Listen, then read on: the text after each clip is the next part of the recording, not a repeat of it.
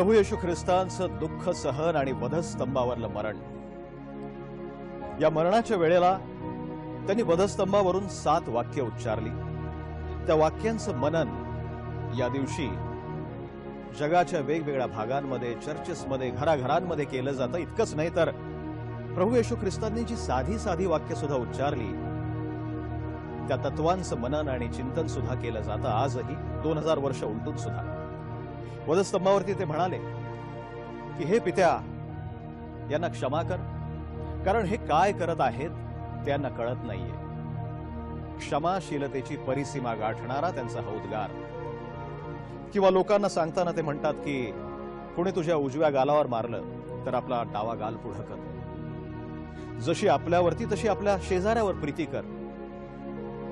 बऱ्यानं वाईटाला जिंक, आपल्या वैऱ्यावर सुद्धा प्रीती कर।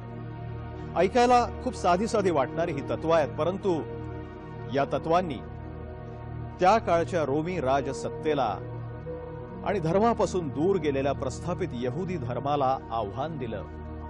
ही तत्व आजही अनेकांना आव्हान देतात आणि त्याची परिणती अशी झाली की प्रभू येशू ख्रिस्तांना वधस्तंभावरती खेळण्यात आलं। अतिशय अपमानास्पद अशी शिक्षा त्यांना देण्यात आली। दूषण मानला गेलेला तो वधस्तंभ आहे, परंतु कोणाला ठाऊक की पुढे जाऊन दूषण मानला गेलेला वधस्तंभ सगळ्या जगासाठी भूषण ठरणार आहे।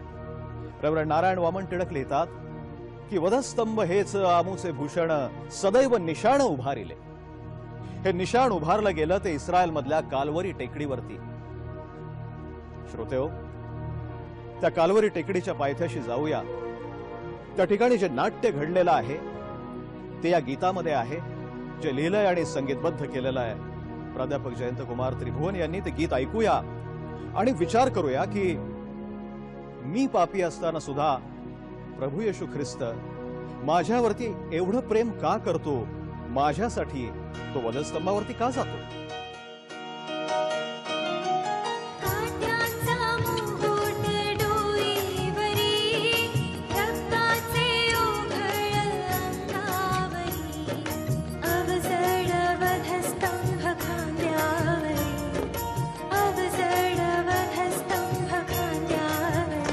येशू चालतो वाट दूर कालवरी, येशू चालतो वाट दूर कालवरी।